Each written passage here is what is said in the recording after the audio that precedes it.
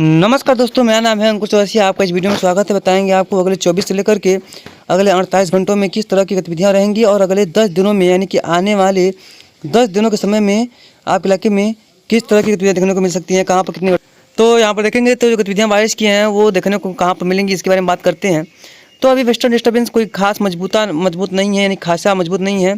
और सबसे जो बड़ा एक गड़बड़ी यानी कि जिसे सबसे बड़ा देखिए, सबसे बड़ी बात क्या है कि जैसे कोई सिस्टम बन रहा है, मान लीजिए बंगाल की खाड़ी में सिस्टम बन रहा है, यहाँ पर इस तरह से जो है हवाओं को ये आकर्षित कर रहा है, तो इसे हम बोलते हैं गड़बड़ी।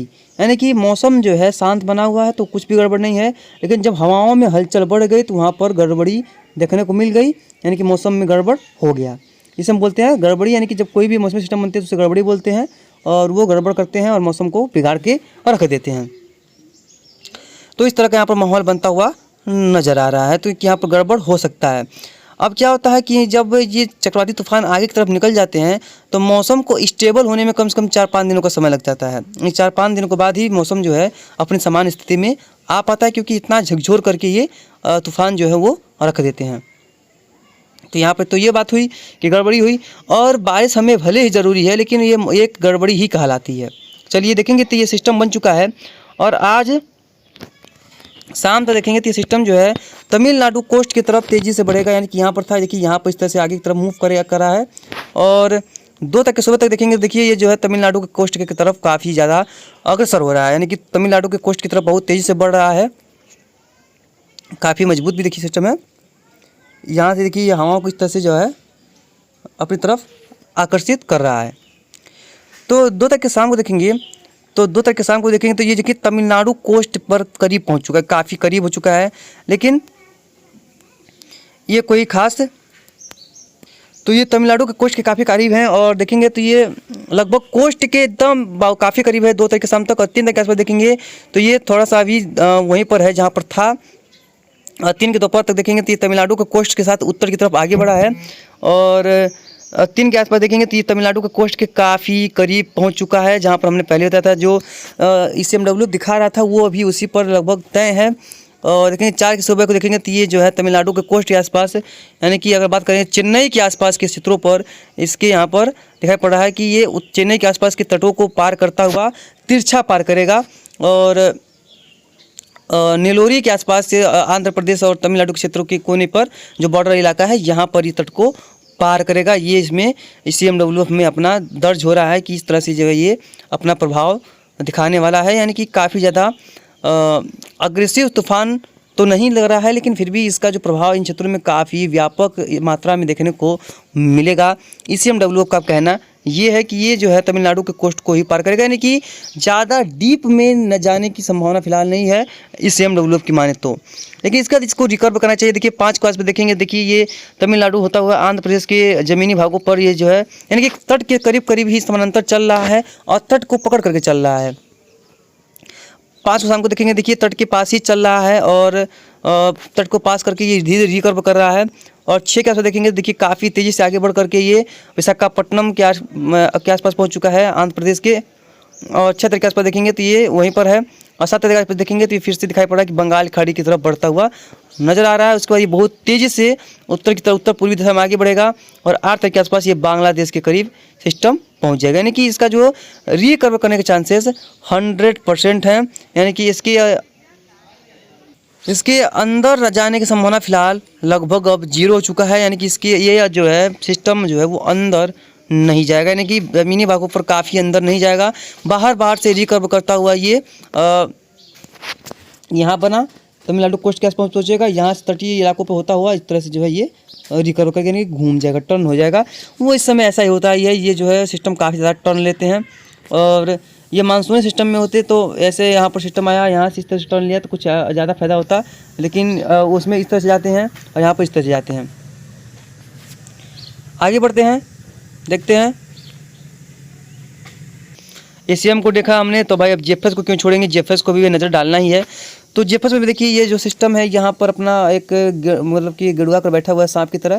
देखिए यहाँ पर स्थितियाँ इसकी काफ़ी मजबूत हैं, और एक अपना एक काफ़ी अच्छी खासी इंटेंसिटी ये गेन कर रहा है। और ये बन चुका है, आज 7 बजे ये बन चुका है, लगभग इस समय 8 बजे का समय हो रहा है। तो ये बन चुका है इन मॉडलों का माने तो ये सिस्टम जो है वो LPA यानी कि लो प्रेशर एरिया बन चुका है। आज शाम तो देखेंगे तो ये सिस्टम जो है ये अभी देखिए तमिलनाडु कोस्ट से दूर जा रहा है, यानी कि इसमें केवल अभी विपरीत हो रहा है। और दो को देखेंगे तो फिर से तमिलनाडु की कोस्ट की तरफ आता हुआ दिखाई पड़ रहा है। पहले ये पूरब की तरफ बढ़ेगा, फिर पश्चिम दिशा में आगे की तरफ मूव करेगा। और 2 तारीख के आसपास देखिए तमिलनाडु के काफ़ी करीब, उतना करीब नहीं है जितना ICMW में दिखा रहा था। और 3 तारीख को ये देखिए तमिलनाडु के करीब से ही गुजरेगा, यानी कि हम कह सकते हैं कि चेन्नई हो गया और मदुरई हो गया, बेंगलुरु हो गया, यानी कि इन सभी क्षेत्रों में काफ़ी ज़्यादा इसका प्रभाव पड़ने वाला है। और इसका देखिए यहाँ पर रेंज दिखाई पड़ रहा है। उसके बाद 3 तारीख के आसपास देखेंगे शाम तक ये देखिए काफ़ी ये स्ट्रॉन्ग दिखाई पड़ रहा है, यानी कि इसमें दिखा रहा है कि ये सिस्टम जो है काफ़ी ज़्यादा मजबूत हो जा, ये सिस्टम जो है काफ़ी ज़्यादा जो है उग्र होने वाला है, ये दिखाई पड़ रहा है इसमें। और देखेंगे 4 तारीख के आसपास देखेंगे तो ये देखिए सिस्टम जो है ये अभी फिलहाल वहीं पर दिखाई पड़ रहा है। और 4 को शाम को देखेंगे तो देखिए आंध्र प्रदेश की तरफ बढ़ रहा है तेज़ी के साथ साथ, यानी कि बहुत तेज़ी से जो है ये सिस्टम आंध्र प्रदेश की तरफ अपना पैर पसार रहा है। ये हवा को देखिए यहाँ से टर्न होकर के हवा यहाँ से इस तरह से इसमें घूम रही है, बहुत तेज़ी से यहाँ से टर्न होकर कहाँ देखिए इस तरह से इसमें घूम रही हैं, यानी काफ़ी तगड़ा अगर कहें तो एक इसमें एनिमेशन बन रहा है। हवाओं का पैटर्न काफ़ी अच्छा खासा यहाँ पर जो है एक एनिमेशन लेकर के आ रहा है। देखने तो बहुत ही सुंदर लग रहा है, लेकिन एक बात आपको बता दें कि ये बहुत ही खतरनाक होते हैं ऐसे तूफान। 5 को देखेंगे तो देखिए ये आंध्र प्रदेश के विशाखापट्टनम के आसपास लैंडफॉल करने की संभावना इसकी दिखाई पड़ रही है। किसमें? GFS मॉडल में, यानी कि GFS कुछ और ICMW कुछ और दिखा रहा है। और देखिए इसमें दिखा पड़ रहा है कि विशाखापट्टनम के ही दक्षिणी इलाकों पर इसका लैंडफॉल होने की संभावना है। और उस समय इनमें हवाओं की रफ्तार काफ़ी तगड़ी हो सकती है, लगभग 97-98 100 किलोमीटर 120 किलोमीटर की दूरी, 120 किलोमीटर की भी यहाँ पर जो है तूफान की रफ्तार देखने को मिल सकती है। देखिए यहाँ पर 120 भी यहाँ पर जो है तूफान की रफ्तार जो है जा सकती है, 130 के करीब ये यहाँ पर दिखाई पड़ रहा है। 5 को देखेंगे तो विशाखापट्टनम के आसपास ये लैंडफॉल कर चुका है ये तूफान। और 6 को देखेंगे तो ये उत्तरवर्ती, यानी कि वहीं से उत्तर पूर्व की मुड़ेगा और 6 तारीख के आसपास भुवनेश्वर को पार करता हुआ ये उड़ीसा के उत्तरी इलाकों पहुंचेगा, जिसकी वजह से पूरे उड़ीसा छत्तीसगढ़ में काफ़ी ज़्यादा तेज़ वर्षा की संभावना उस समय रहेगी। और 7 के शाम को देखेंगे तो ये देखिए यहाँ पर एक एंटी साइक्लोन का काम करेगा, यहाँ पर पूर्वी उत्तर प्रदेश के ऊपर एक एंटी साइक्लोन का जो हवाएं वो काम करेंगी। और इसकी वजह से क्या होगा कि ये पूर्वी जो भारत है ये बांग्लादेश की तरफ मुड़ जाएगा, वहाँ पर कई इलाकों में काफ़ी व्यापक वर्षा को ये बढ़ाएगा। यानी कि कुल मिलाकर कह सकते हैं कि 9 तारीख के आसपास भी देखेंगे कोई सिस्टम फिलहाल नहीं है, यानी कि अब जाकर के ये सिस्टम लास्ट है ऐसा लग रहा है। लेकिन फिर से देखिए 10 तारीख के आसपास GFS दिखा रहा है, फिर एक सिस्टम जो है बंगाल खाड़ी में उभरता हुआ नज़र आ रहा है, यानी कि साइक्लोन पे साइक्लोन बनते जा रहे हैं। यानी कि जो भी होगा वैसे तो हम आपको लगातार आपकी बताते रहेंगे और आपको दिखाते रहेंगे। लेकिन एक बार थोड़ा सा क्लाउड, यानी कि क्लाउड भी डाले थे, इसमें बादलों का क्या स्थिति बना हुआ है, कहाँ पर कैसे बादल हैं। क्लाउड के बारे में देखेंगे तो यहाँ पर देखेंगे गतिविधियाँ जो हैं वो क्लाउड की अच्छी खासी काफ़ी बनी हुई हैं। और इसमें देखिए सबसे पहले निरंतरता दिखाई थी, देखिए अरब सागर हो या बंगाल खाड़ी हो, यहाँ पर देखिए एक क्लाउड का कॉन्फ़िगरेशन देखिए ये रहा सिस्टम का, देखिए प्रभाव देखने को लग रहा है, मिलने लगा है। यानी कि देखिए कोस्ट की तरफ ये सिस्टम का जो बादल है देखिए कोस्ट की तरफ बहुत तेज़ी से बढ़ रहे हैं, मूव कर रहे हैं। और देखिए अब धीरे धीरे ये क्योंकि सिस्टम अब इंटेंस होगा तो बंगाल खाड़ी जो है बादलों से भरने वाला है। यहाँ पर आपने देखा होगा कि यहाँ पर प्रतिदिन वर्षा होती है इन जगहों पर, यानी कि यहाँ पर रोज़ बिजली गरज के समझ सकते हैं, यहाँ पर वर्षा होती है और रोज़ यहाँ पर बिजलियाँ गिरती हैं। पता नहीं यहाँ पर कैसे लोग रहते होंगे। और ये देखेंगे यहाँ पर देखिए अरेबियन सी पूरी तरह से जो है बादलों से ढका हुआ है, हल्के बादलों से, लेकिन ये बंगाल खाड़ी देखिए घने बादलों से ढका हुआ है। और लग रहा है कि देखिए यहाँ पर से जो है कुछ इसके पंजे निकले, यानी कि इसी तरह से भी लग रहा है कि ये जो है काफ़ी मजबूत दिखाई पड़ रहा है सिस्टम। क्लाउड की वजह से लग रहा है कि काफ़ी ज़्यादा यहाँ पर जो है ये सिस्टम मजबूत है। तो उम्मीद करते हैं कि जल्द से जल्द ये सिस्टम जो है ये मजबूत होगा और आगे की तरफ मूव करेगा। और भले ही भारत के अंदरूनी इलाकों को ना पहुंचाए, लेकिन ये चोट लेकिन भारत के तटीय और दक्षिणी इलाकों और पूर्वी इलाकों में काफ़ी ज़्यादा इससे नुकसान भी हो सकता है। बाकी वर्षा तो देखने को मिलेगी ही मिलेगी।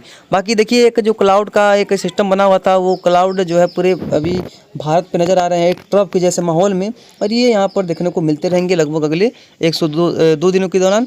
और 1-2-3 दिनों के बाद यहाँ पर भी ये सिस्टम का असर खत्म होगा और ये बादल हट जाएंगे। उसके बाद ये इससे क्लाउड यानी कि इस सिस्टम के बादल यहाँ पर आने शुरू हो जाएंगे। वो बारिश वाले तो नहीं होंगे, लेकिन हाँ ज़रूर से यहाँ पर इसके बादल यहाँ पर देखने को मिलेंगे, क्योंकि यहाँ से जाकर के यहाँ से जाकर ये रिकर्व करेगा सॉरी वो ज़्यादा आगे हो गया, ये यहीं से रिकवर करेगा इस तरह से। तो यहाँ पर जब पहुँचेगा तो इसका प्रभाव जरूर से यहाँ पर देखने को मिलेगा और कहीं कहीं पर हल्की से मध्यम वर्षा पूर्वी उत्तर प्रदेश और मध्य प्रदेश के करीब या समीप देखने को मिल सकता है। लेकिन बहुत ज़्यादा वर्षा तो नहीं होगी, लेकिन ज़रूर कुछ ना कुछ यहाँ पर वेदर एक्टिविटी देखने को मिल सकती है।